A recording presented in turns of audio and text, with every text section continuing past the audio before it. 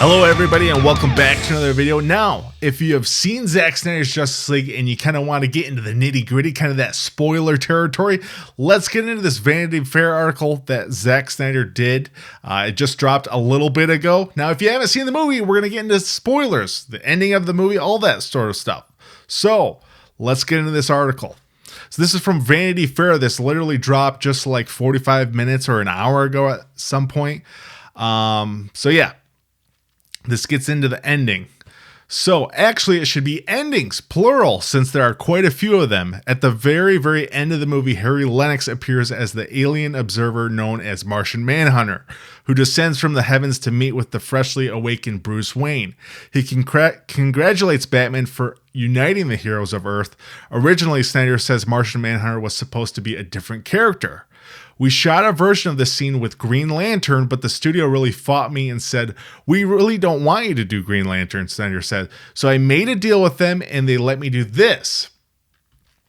Okay, but which Green Lantern did Snyder want to use? It would be John Stewart, Snyder said. John Stewart is the character who took over the mantle of Green Lantern in the 1970s, becoming DC's historic first black superhero. Ryan Reynolds' Green Lantern was another character known as Hal Jordan. We know that, obviously. Snyder expressed regret that the studio prevented him from bringing Stewart to the screen for the first time. They were like, "We have plans for John Stewart and we want to do our own announcement." So he said, "All right, I'll give you that." Martian Manhunter was the compromise. Lennox previously appeared in both Batman v Superman and Man of Steel as U.S. military commander known as General Swanwick. In the Snyder Cut, this military character is revealed to be a disguise for the powerful figure from a neighboring world. The whole thing is that Swanwick the whole time has been Martian Manhunter. If the filmmaker had been granted access to Green Lantern for this cameo, the Swanwick reveal presumably would have come in one of his future Justice League stories.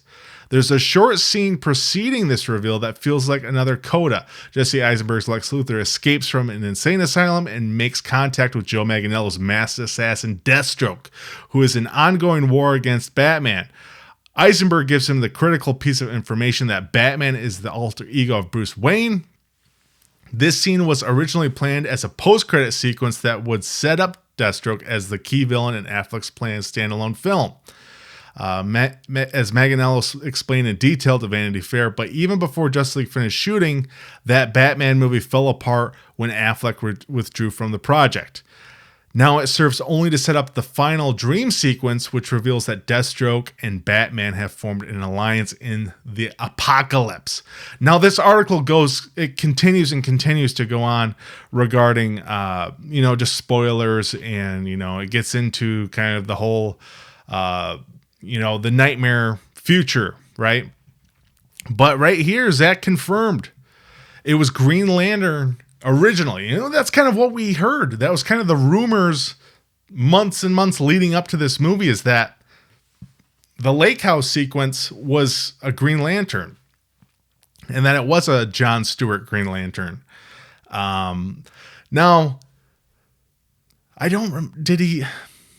feel like maybe it was an Entertainment Weekly article I read earlier, but Ben Affleck, he looked a little different. Like lately, he's been much more thin. Like 2002 Ben Affleck. You know what I mean? So yeah, they planned on originally using Green Lantern, and I mean that makes sense. Green Lantern's a much more known DC hero and member of the Justice League. Martian Manhunter too, but Green Lantern is like, he's like one of the top five, I guess, out of the most known, right? So yeah, there it is. We have official confirmation. It was, John Stewart's Green Lantern originally. Even kind of sounds like Zack had plans to bring Ryan Reynolds into the mix later on, maybe even Justice League 2 and 3 at some point. So there it is. There's more spoiler talk to be had later on. Just this popped up. Zack had this interview with Vanity Fair that was released this afternoon.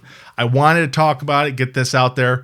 And for those of you that have seen the movie, let me know your thoughts. What did you think of that scene? It's still hard to believe that we've watched this thing. You know, there's so much more to sort of like analyze and sort of, you know, discuss amongst ourselves. But anyway, guys, let me know your thoughts down below. Make sure to subscribe, hit that like button. I'm Rex Overdrive. I'll see you next time.